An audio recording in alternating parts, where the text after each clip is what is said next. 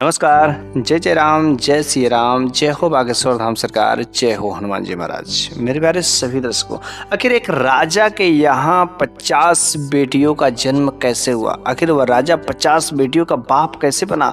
बहुत ही जबरदस्त और ज्ञानवर्धक कहानी है, इसलिए आप इस वीडियो के अंत तक अवश्य ही बने रहेगा। मुझे पूरा विश्वास है कि यदि आप इस कहानी के अंत तक बने रहेंगे तो कुछ न कुछ ऐसी नई चीज़ें सीखने को ही मिलेंगे। तो बस देरी किस चीज़ की है ना, चलो इस वाकया को शुरू ही कर देते हैं। तो बहुत पुरानी बात है कि एक राजा जो अपने सल्तनत में राज्य करता था, उसको किसी चीज़ की कमी नहीं थी। प्रजा उसे हर तरीके से खुश रहती थी और वह अपने प्रजा का बहुत ही अच्छे से खातिरदारी भी करता था। लेकिन उस राजा का इकलौती एक औलाद थी, एक बेटा था। राजा जितना ही नेक था, उसका बेटा उतना ही नहीं नेक था। वह जो बिल्कुल गलत काम करता था, वह उन पैसों को, राजा के पास जो कुछ भी धन दौलत है उनका, वह हमेशा गलत तरीके से इस्तेमाल करता था। वह जिस लड़की के साथ चाहे उस लड़की को उठवा लेता था, जो मर्जी चाहे वो करता था। राजा इस चीज़ से बड़ा ही परेशान रहता था। वह अपने बेटे को समझाता था, बेटा सब काम मत कर वरना किसी की बद्दुआ तुम्हें लग जाएगी। लेकिन वह बेटा इन सब चीज़ों पर बिल्कुल ही नहीं मानने वाला था। वह बिल्कुल ही, उसका जो बेटा था राजा साहब का, वह जो अक्सर जो जंगल में शिकार खेलने जाया करता था, जंगल में जो है शिकार खेलता, अपना टाइम पास करता, अधिकतर वह जंगल में ही घूमा फिरता था।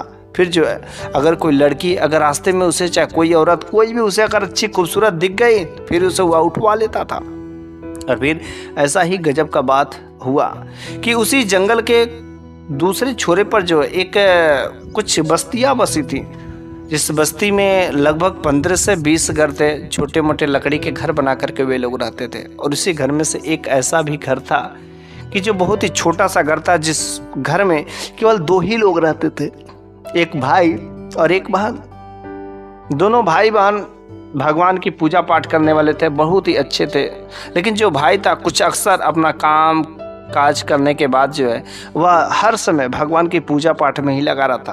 और रह गई बात अपनी रोजी रोटी कमाने के लिए, तो वह जंगल से जाता और लकड़ियों को काटता। लकड़ियों को काटने के बाद फिर वह मार्केट में बेचता और उससे जो पैसे मिलते, वह जो है अपने घर का खर्चा, अपने परिवार का खर्चा चलाता था।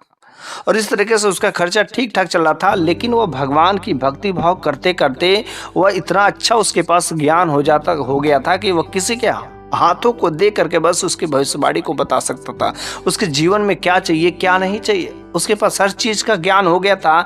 लेकिन वह इस बात को ज्यादा लोगों तक नहीं शेयर करना चाहता था, ताकि उसके पास भीड़ इकट्ठा हो जाएगी। तो वह भगवान को समय नहीं दे पाएगा, वह अपनी भक्ति भाव में समय नहीं दे पाएगा। इस वजह से वह ज्यादा लोगों के पास समय नहीं देता था। एक बार की बात होती है कि वह उस भगवान के भक्त का तबीयत खराब हो जाती है। बेचारा उस भाई की जब तबीयत खराब हो जाती, उस दिन वह सही तरीके से टहलने की हालत में, लकड़ी काटने की हालत में नहीं था। लेकिन घर की रोजी रोटी कैसे चलेगी, इसलिए उसकी बहन ने उस दिन योजना बनाई कि भैया आपका तबीयत जब ठीक नहीं है तो मैं ही जाती हूँ और जंगल से कुछ लकड़ियाँ काट करके सेल करके आती हूँ।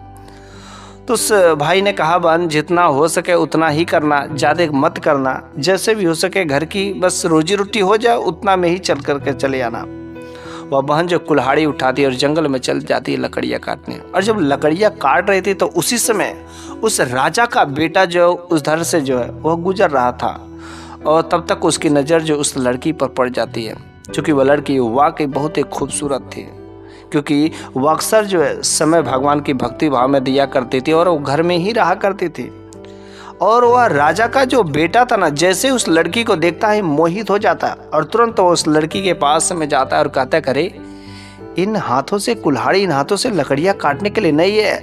अरे इस शरीर का जगह राजमहल में, चलो तुम मेरे साथ, हम तुम्हें राजमहल में पटरानी बना कर रखेंगे। उस लड़की को थोड़ा सा बुरा लगा, लेकिन वह समझे कि हाँ शायद अवश्य किसी राज्य का राजा ही है, कोई राजकुमार ही है। लेकिन वह कुछ जवाब नहीं देती है। तो उस राजा के बेटे ने एक कीमती हार पहना हुआ था। और जब कीमती हार पहना हुआ था, वह अपने गले से उस कीमती हार को निकालता है और उस लड़की को देता है। कहता है कि देखो इस कीमती हार को ले लो, मैं तुम्हें गिफ्ट दे रहा हूँ। और इस कीमती हार में इतने सारे तुमको पैसे मिलेंगे कि जीवन भर तुम आराम से बैठ करके खा सकती, कहीं पर कोई तुम्हें काम करने की जरूरत नहीं है। लेकिन इसके बदौलत बस तुम मेरे साथ में चलो कुछ वक्त गुजार लो, बस मेरा जब जी भर जाएगा तो तुम अपने घर पर चले आना। वह उस हार को, उस राजा के बेटे के उपहार को वह जो इनकार कर देती है, नहीं लेती है और वह वहाँ से आगे चल देती है, उसको मना कर देती है। लेकिन यह राजा का बेटा को ऐसा समझता है कि मेरी घोर बेइज्जती हो गई, इन सैनिकों के सामने इसने मेरे को उपहास किया, मेरे जो अपमान कर दिया। उसको बहुत ही गुस्सा हो गया उस राजकुमार को। उसने तुरंत अपने सैनिकों से कहा, देखो इस लड़के को अपने आप में बहुत ही गुरूर है, बड़ा घमंड है, इसको जल्दी से उठा करके और मेरे इस जंगल में जो लकड़ी वाला घर है ना, उस जगह पर लेकर के आओ। और बस सैनिकों ने तुरंत उस लड़की को उठवा लिया और ले जा करके उस लकड़ी वाले घर में जो जंगल के किनारे उस राजा का था, वहाँ पर ले जा करके रख देता है। फिर जो वह राजा का बेटा उस लड़की के साथ में जबरदस्ती हर दिन और रात उसके साथ ज्यादती करता रहा, मन चाहा काम करता रहा, जो नहीं करना चाहिए हर चीज़ें करता रहा। और यह काम जो लगातार 3 दिनों तक उसके जिस्म के साथ खिलवाड़ करता रहा। बेचारी वो मजबूरन चीखती चिल्लाती, लेकिन भला कोई जो सहारा, कोई बचाने वाला नहीं था। इधर उस लड़की का भाई अपनी बहन का इंतजार करता कि आखिर मेरी बहन गई तो गई, कहाँ लकड़ी काटने के लिए गई थी। लेकिन 1 दिन बीत जाते हैं, 2 दिन बीत जाते हैं, बेचारा वो अपनी बहन को इधर उधर हर जगह ढूंढता। उधर जब राजा का बेटा का जब उससे मन पूरा भर गया तो अपने वह सैनिकों से आदेश दिया कि देखो जब मैं यहाँ से चला जाऊंगा तो इस लड़की को मार करके जंगल में फेंक देना, जंगली जानवर इसे खा लेंगे। तो उधर वह राजा से चला गया और इधर जो है यह भाई अपनी बहन को खोजता उस जो है घर पर जाता है, जहाँ के घर के सामने जो 3-4 घोड़े बंधे हुए थे। और वह उस जगह पर जाता है तो बस सैनिक जो उसकी बहन को मारने ही वाले थे। उसकी बहन को जो है वह जो है 2 सैनिक जो हाथों में तलवार लिए हुए और उसको मारने ही वाले थे। तब तक यह भाई जो है वहाँ पर जाता है और दरवाज़ा खोलता है। जैसे दरवाज़ा खोलता है तो अपनी बहन को देख करके वह बिल्कुल ये चीख पड़ता है, चिल्ला पड़ता है, बहन अरे मैं आ गया, घबराओ नहीं। और जैसे ही वो भी अपने भाई को देखती है तो कहती कि भैया मेरे को बचा लो, भैया मेरे को बचा लो। और बस तुरंत हाथ में एक पत्थर ले करके 2 सैनिक जो थे, एक सैनिक को पत्थर से मारता है, उसके सर पर लगता है और वह वहीं पर गिर जाता है। दूसरा सैनिक इसके भाई की तरफ तलवार लेकर के चलता है, लेकिन तब तक वह बहन ने, जो सैनिक मरा पड़ा था, गिरे पड़ा था, उसका तलवार लेकर के पीछे से इसको मार देती है। और बस दोनों के दोनों सैनिक मर जाते हैं। फिर वो भाई बहन मिल जाते हैं। वो भाई अपनी बहन की हालत को देख करके जल्द से अपने घर पर लेकर के आता है। फिर उस बहन ने अपने भाई के सारी के सारी बात बता दी, कैसे उस राजा के बेटे ने उसके साथ में गलत काम किया। एक पहाड़ तो टूटा ही था, लेकिन ये सब अभी दुख दे देता, ज़्यादा दिन नहीं बीते थे। किसी तरीके उसको शरीर का घाव भरा था, तब तक दूसरा पहाड़, दुखों का पहाड़ उसके शरीर पर टूट जाता है। क्योंकि यह वह पहाड़ था कि वह जो गर्भवती हो जाती है। जब वह गर्भवती हो जाती है तो वह भाई जो सोचता है कि अगर मैं इस माहौल में रहूँगा, इस समाज में रहूँगा, तो लोग मेरी बहन को क्या कहेंगे। भला कि मैं भगवान की भक्ति भाव करता हूँ, मेरे ऊपर कितने लोग कीचड़ उठा देंगे। इससे बेहतर है कि मैं किसी दूसरे जगह पर मैं अपनी बहन को लेकर के चलता हूँ। बस वह भाई अपनी बहन को लेकर के दूसरी जगह पर वह जाता है और वहाँ पर वह रहना शुरू कर देता है। उधर 9 महीने तक वह जो भाई अपने बहन की खातिरदारी करता है, हर तरीके से सेवा पानी जो चाहिए उसको ला करके देता है। और 9 महीने के बाद जो है उसके यहाँ एक खूबसूरत बेटा पैदा होता है। अब जो है जब बेटा पैदा होता है तो वह बेटे की परवरिश करते हैं। इधर जो वह राजा थे वो राजा बूढ़े हो गए और बूढ़े होने के बाद उनकी मृत्यु हो जाती है। लेकिन जब उनकी मृत्यु हो जाती तो उनके जगह पर अब जो राजा का बेटा था उन्हीं को राजगद्दी संभालना पड़ेगा। अब बेचारा वह इधर उधर ज़्यादा घूम भी नहीं पाता था, लेकिन अभी तक उसकी शादी नहीं होती। फिर जो है उस राजा के बेटे ने एक खूबसूरत लड़की से शादी की और शादी करने के बाद जो है उसके यहाँ एक बेटी पैदा होती है।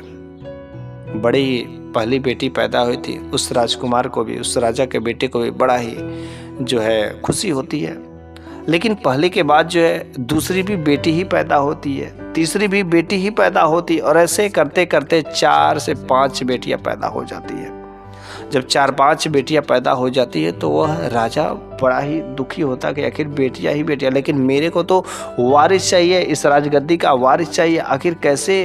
तो फिर उसके मंत्रियों ने सलाह दिया कि दूसरी शादी कर लीजिए। फिर उस राजा ने दूसरी शादी की और दूसरी शादी करने के बाद 3 बेटियां लगातार पैदा हो जाती। बेचारा वह राजा बड़ा ही दुखी हुआ कि आखिर मेरे इस राजगद्दी का, इतना बड़ा सल्तनत का आखिर वारिस कौन होगा, कैसे होगा।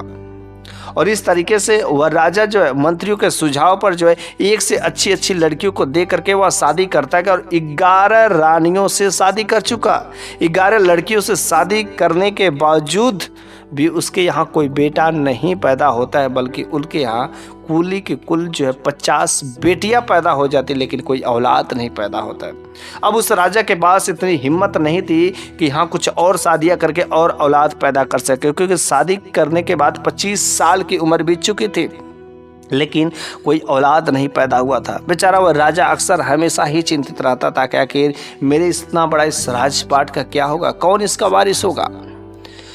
उधर वह भाई और बहन का जो यहाँ बेटा पैदा हुआ था, वे दोनों लोग उस बेटे की बहुत अच्छे से परवरिश करते। चूँकि जंगल में ही रहते थे, इसलिए वे सब जंगल के सभी नियमों को अच्छे से हिष्ट पुष्ट बनाए थे। जंगल में दौड़ दौड़ कर उसके शरीर को इतना सुडौल बना दिए थे ताकि जिससे कोई भी सिपाही, कोई उसके अगल बगल कोई टिके नहीं। जब पूरा उसका शरीर सुडौल होने के बाद उस राज्य का जो सल्तनत था उसमें सैनिकों में उसे भर्ती कराया गया।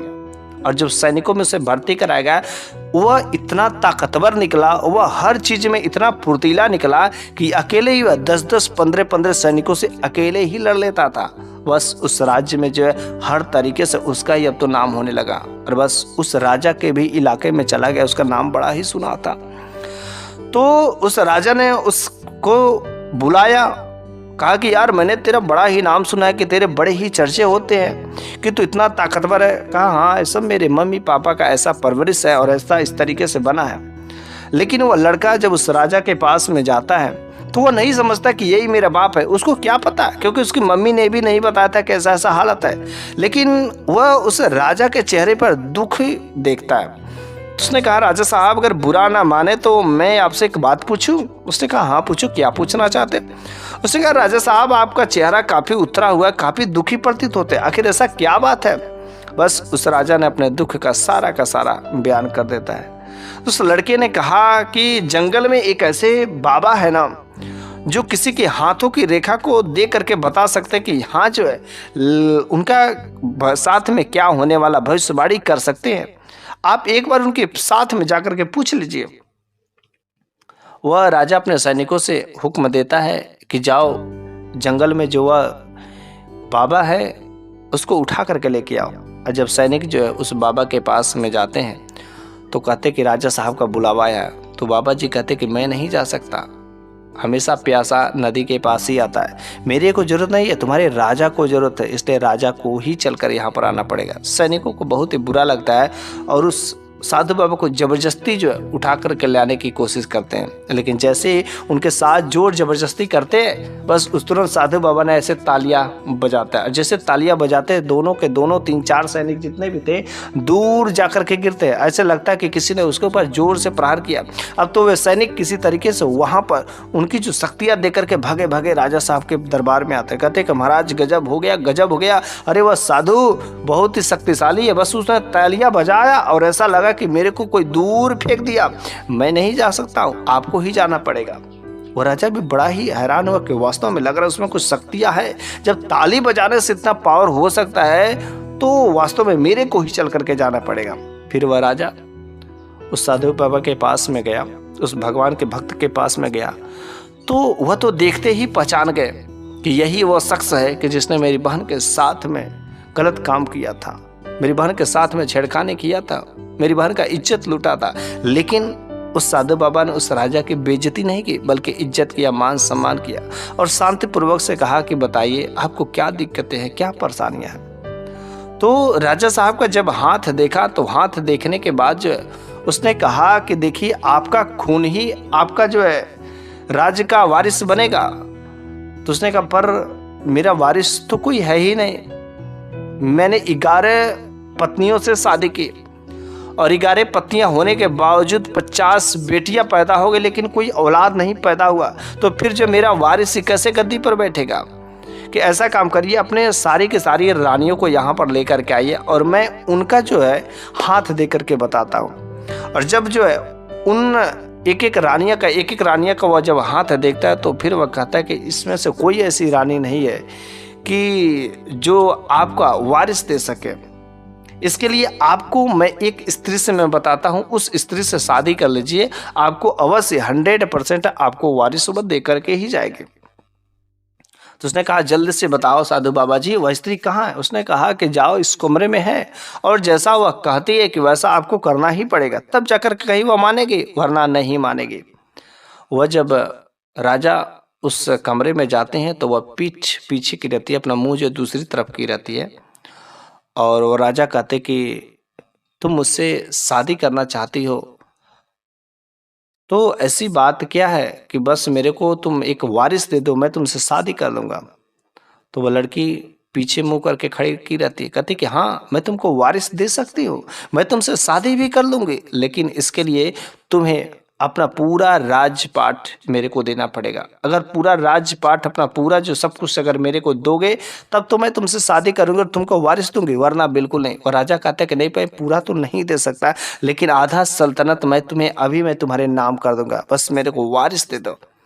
वह राजा बिल्कुल तैयार नहीं होता है पूरा सल्तनत देने के लिए। फिर वह राजा वहाँ से निकल आता है। जैसे ही राजा निकल आता है तो उसकी माँ ने अपने बेटे को हुक्म दे दिया कि उस राजा को ख़त्म कर दो, जितने सैनिक है सैनिकों से लड़ाई करते हुए उस राजा को ख़त्म कर दो। और बस वो लड़का पूरे सैनिकों से अंदर लड़ाई करते करते आखिरकार उस राजा के पास पहुंच जाता है। और जब राजा के पास पहुंच जाता है तो राजा के गर्दन पर जब तलवार लगती है तब तक जो उसकी माँ वहाँ पर पहुँच जाती है और कहते कि राजा शायद तुमने मुझे मेरे को नहीं पहचाना। वह राजा भी उसे देखता है तो बिल्कुल ही नहीं पहचानता है, कहता है कि नहीं मैं नहीं पहचाना। तो उस लड़के ने कहा अरे याद करो, ये वही समय के आज से ठीक 25 साल पहले जब जंगल में तुमने मेरे साथ 3 दिनों तक जबरदस्ती मेरे साथ में गुनाह किया था, मैं वही लड़की हूँ, तुमने मेरे साथ में बहुत ही गलत किया था। उसी समय मेरा भाई जिसके पास में तुम गए थे साधु बाबा के, वह दूसरा कोई नहीं था, वह मेरा भाई और भगवान का बहुत बड़ा भक्त है और उसकी बद्दुआ तुम्हें लगी है। इस वजह से तुमने जितनी भी शादियां की कोई बेटा नहीं पैदा हुआ। और देख ये मेरा बेटा पैदा हुआ और जो गर्दन पर तलवार लगाए ना वह मेरा बेटा है। और ये तुमको पता नहीं होगा कि जो बेटा है मेरा किसका खून है, तुम्हारा ही खून है। तब से मैंने आज तक मैंने शादी नहीं की है कि तुमने सोचा कि शादी के, मैं तब से जब बदले की आग में चल रहे थे। और अब मेरा बेटा तेरे ही इस राजगद्दी पर बैठेगा। जैसे वह समझता है कि हाँ ये मेरा ही खून है, तुरंत वह उसके क्षणों में गिर जाता है और कहता है कि मेरे को माफ़ कर दो, मैंने तुम्हारे साथ में बहुत गलत काम किया है, कि पूरा का पूरा सल्तनत ले लो, मेरे को नहीं चाहिए, पूरा का पूरा बोलो सल्तनत, मैं सब कुछ मैं तुम्हारे नाम करने को देता हूँ। लेकिन उस लड़की ने अपने बेटे से कहा कि बेटा, और आज अभी यह राजा जो उस हक के लायक ही नहीं है, यह राजा तुम्हारे माँ के साथ में बहुत ही गलत काम किया था, इसका सर अभी धड़ से अलग कर दो। और बस माँ के एक हुक्म कर वह लड़का जो तुरंत उसका सर धड़ से अलग कर देता है। फिर वह राजगद्दी पर बैठ जाता है। अब राजगद्दी पर बैठ जाता है और वह सल्तनत की जो राज करने लगता है। उसका सेना बिल्कुल ही हिष्ट पुष्ट मजबूत सेना का निर्माण करता है। वो अपने प्रजा का हर तरीके से नेक दिल वाला था। लेकिन रह गई बात, वे दोनों भाई और बहन अभी भी उसी जंगल में जाकर के भगवान की भक्ति भाव करते हैं और भगवान का ध्यान करते हैं। लेकिन उनका बेटा जो यहाँ पर एक राज्य का राजा बन जाता है। इस तरीके से यह कहानी यहीं पर समाप्त हो जाती है। मेरे प्यारे सभी दर्शकों, आखिर यह कहानी आपको कैसी लगी है कमेंट बॉक्स में ज़रूर बताइएगा। मैं आपके लिए अगले वीडियो में फिर से कुछ ऐसी ही नई कहानियाँ लेकर के हाजिर हूँगा। तब तक के लिए धन्यवाद।